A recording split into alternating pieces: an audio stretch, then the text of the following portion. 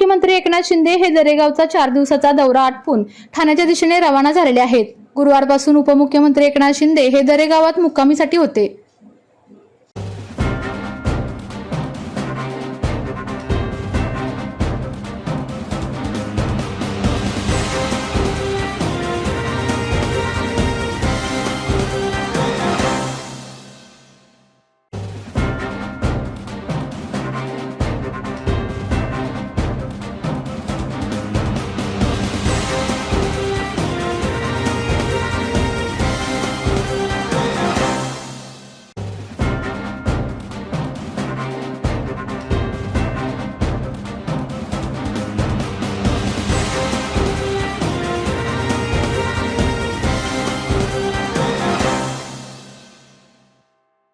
आपल्या तालुक्यातील जिल्ह्यातील बातम्या सर्वप्रथम पाहण्यासाठी आजच सातारा न्यूजला YouTube चॅनलवर सबस्क्राइब करा, लाईक करा, शेअर करा आणि बेल आयकॉन प्रेस करायला विसरू नका।